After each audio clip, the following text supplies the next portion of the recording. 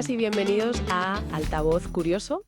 Hoy nos sumergimos en la increíble historia de los videojuegos. Y bueno, la idea es desentrañar cómo esos experimentos de laboratorio se convirtieron en lo que son hoy, ¿no? Una industria global. Es que es una historia fascinante. Los videojuegos tienen algo especial. No solo los ves, los vives. Son interactivos. Totalmente. Y hemos pasado de unos píxeles súper básicos a mundos que, parecen reales. Es una historia de tecnología, sí, pero también de creatividad, de arte y de millones de jugadores, claro. Exacto. Pues venga, vamos a ello. ¿Por dónde empezamos? El origen, según leemos, muy técnico, ¿no? Sí, al principio nada que ver con lo de ahora. En el 52, OXO, un 3 en raya, pero en Cambridge. Era más bien una demo técnica, para que vieras cómo funcionaba la máquina. Ajá. Y luego, en el 58, está Tennis for Two. William Higginbotham lo creó en un osciloscopio. ¿Un osciloscopio? Sí, para entretener a las visitas del laboratorio.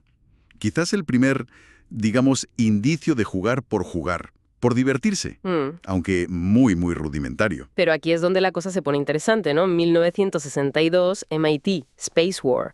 Nuestra fuente le da bastante importancia. Hombre, claro, Space War fue un salto.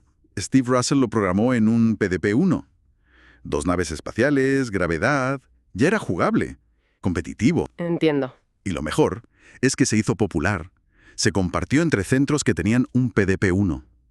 Esa idea de competir, de compartir, fue la chispa. Una chispa que tardó unos años en prender comercialmente, parece. Pues sí, unos 10 años. Esa idea inspiró a Nolan Bushnell y Ted Dabney. Primero montaron Computer Space en el 71, que fue la primera máquina arcade. Pero era quizás demasiado compleja. Ah. El pelotazo de verdad fue el Pong en 1972, ya con Atari. Pong. Ese sí que lo conoce todo el mundo. Claro. Súper simple. 2 palitos, una pelota.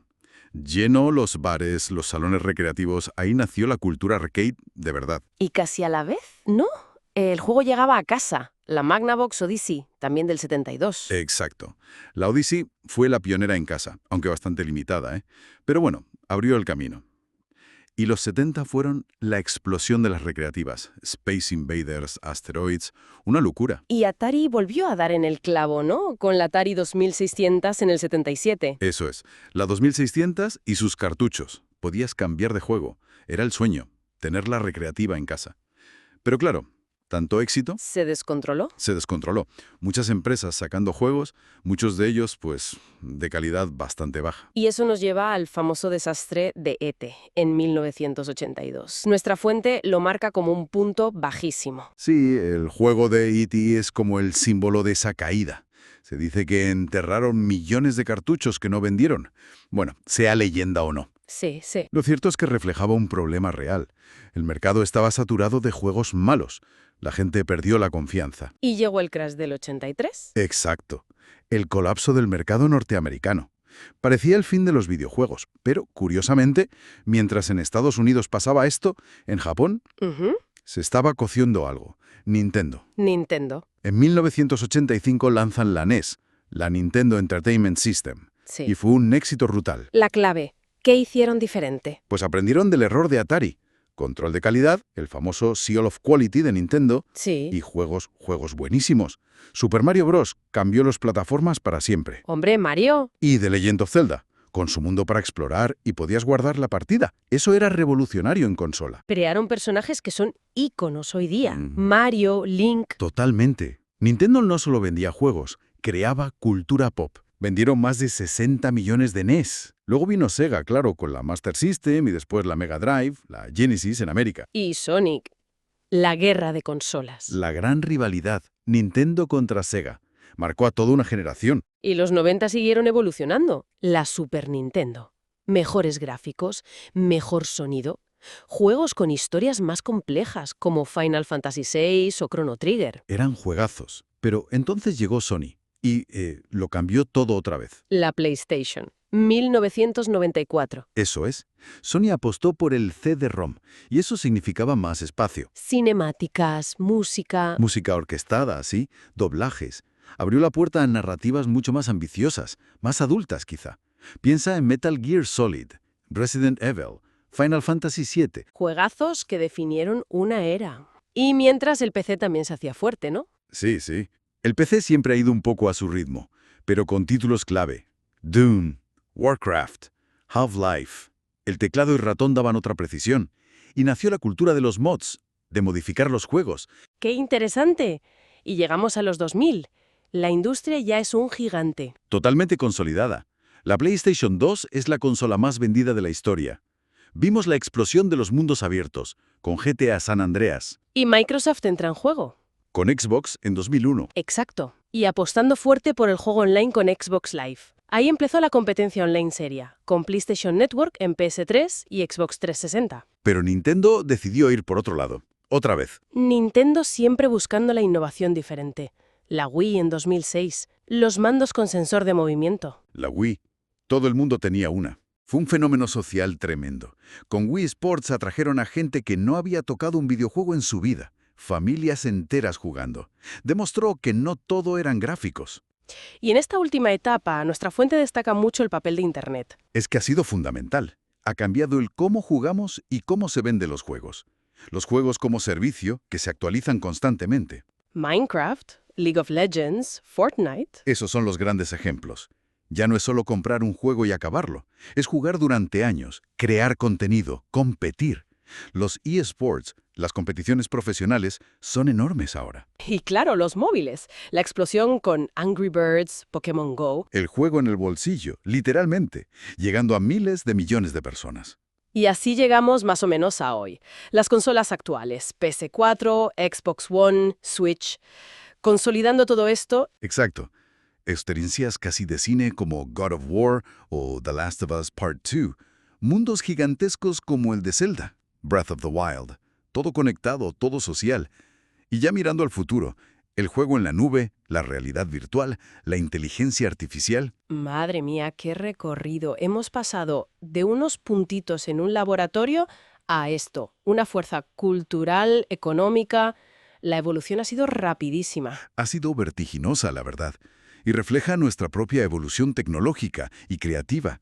Y como decíamos, con todo lo que viene, la nube, la RB, la IA, parece que a esta historia todavía le quedan muchos capítulos, queda mucho por jugar. Porque, a ver, la pregunta que parece que dejan en el aire es, más allá de que entretienen, que eso es obvio, ¿qué significan los videojuegos hoy? Según estas fuentes, claro. Exacto. Hay reflexiones interesantes sobre el impacto cultural, humano incluso, que creo que merece la pena comentar. Desde luego. Vale, pues si te parece, empezamos por esa transformación que describen. Porque las fuentes lo dejan claro. De ser casi una curiosidad tecnológica, Sí, una anécdota casi. ¿no? Dicen que superan ya a cine y música. Juntos. Sí, combinados. Eso es un dato muy potente. Y contrasta mucho con esa idea inicial que también recogen los textos de que era una moda pasajera, ¿te acuerdas? Totalmente. Y fíjate lo interesante, como dices, es que no se quedan solo en el dinero. No, para nada. Insisten mucho, y esto me parece clave, en el valor que aportan más allá.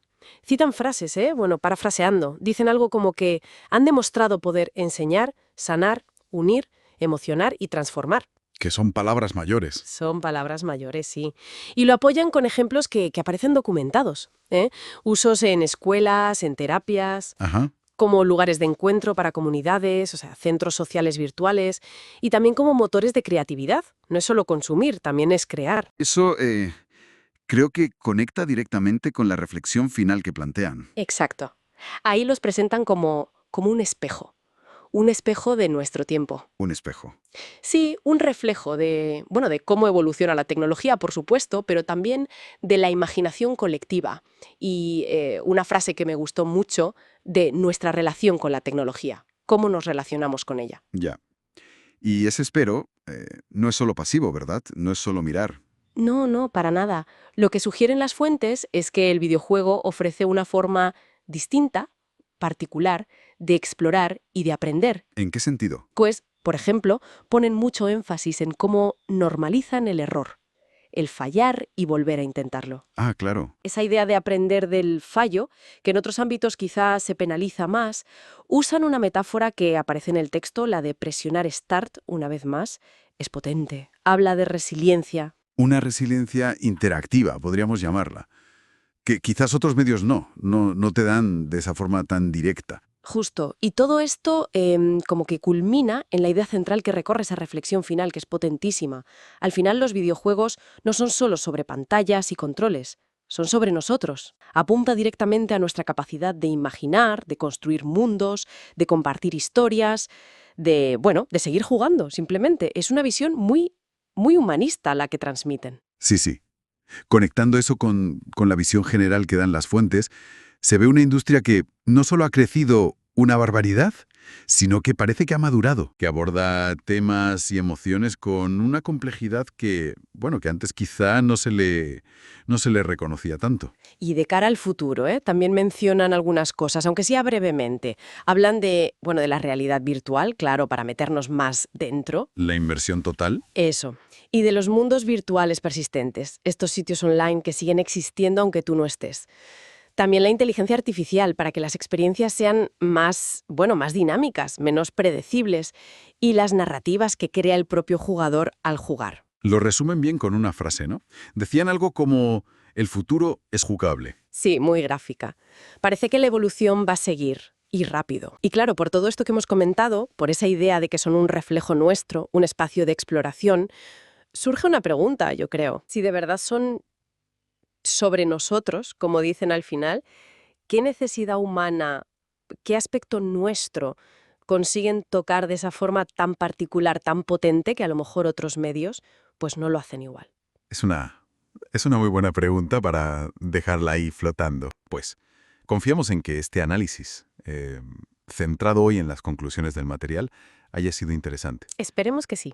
Si a quienes nos escuchan les ha gustado, pues ya saben, les animamos a indicarlo, a suscribirse al canal para no perderse otras exploraciones como esta. Claro. Y por supuesto a compartirlos si creen que a alguien más le puede interesar o resultar útil. Fenomenal. Pues nada, hasta la próxima. Hasta pronto.